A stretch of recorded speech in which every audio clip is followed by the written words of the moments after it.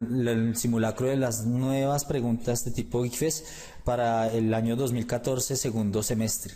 Entonces vamos a trabajar hoy varias preguntas, varios tipos y modelos de preguntas para poder clarificar y entender y hacer una lectura bien acertada sobre qué es lo que va a preguntar el ICFES en el siguiente semestre. ¿Listo? Entonces vamos a trabajar unas preguntitas y bienvenidos.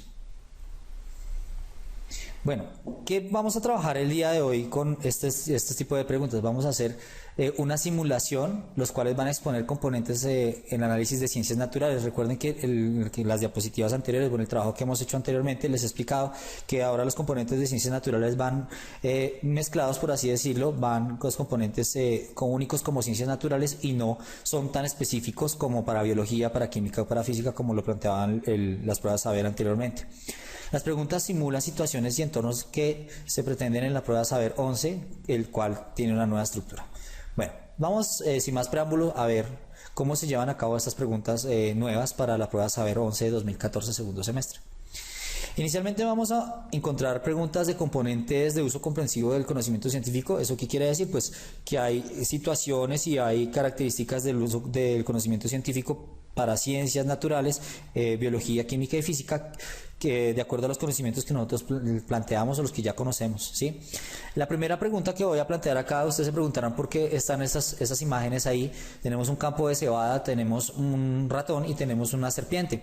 Hay una relación entre estos tres, como ustedes pueden ver, y nos genera la gráfica del pensamiento, que son unas redes de cadenas tróficas o unas cadenas alimenticias. Entonces ahí vamos a ver esta pregunta relacionada con el componente ecosistémico y el componente de cadenas tróficas. Vamos a ver entonces específicamente la pregunta a qué se refiere.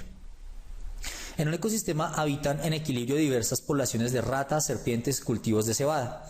En cierta época, la introducción de la agricultura extensiva y maquinaria bajó en gran consideración la población de serpientes. De acuerdo con la anterior información, se puede esperar a futuro qué. Entonces, ahí tenemos la situación. Tenemos que el uso del conocimiento científico nos lleva a analizar qué pasa en estas interacciones entre el ecosistema, entre el alimento y las poblaciones de ratas y las poblaciones de serpientes. Recuerden, ahí tenemos un productor, tenemos un consumidor primario y tenemos un consumidor secundario. También podemos analizar que hay una depredación, que hay una especie que se alimenta de la otra y así sucesivamente. Entonces vamos a mirar qué pasa con nuestra pregunta. Las opciones son las siguientes. A. La población de ratas aumente. B. El cultivo de cebada sea más productivo. C. La población de serpientes aumente. D. El cultivo de cebada baje su productividad. Entonces vamos a mirar qué sucede con esta pregunta.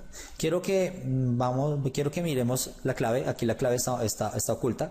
Pero antes de descubrir la clave, quiero que hagamos el análisis.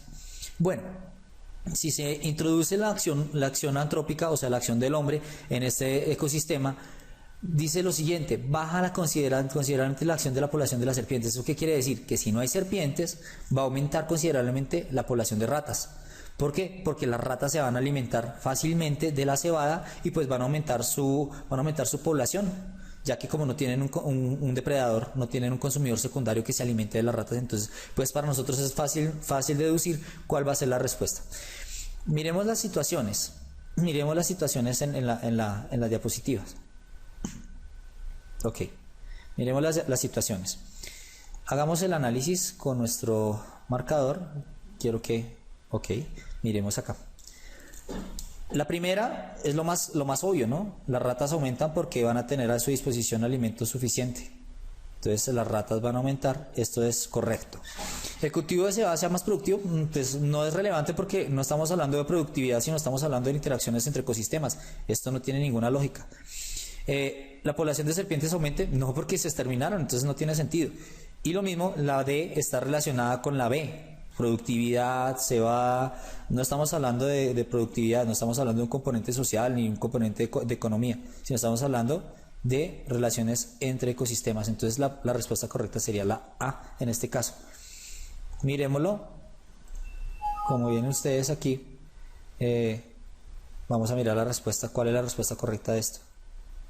Sí, señores, es la A. ¿Listo? Entonces, de esta manera aparecen preguntas de uso comprensivo de conocimiento científico. Vamos a pasar a la siguiente. Esta requiere...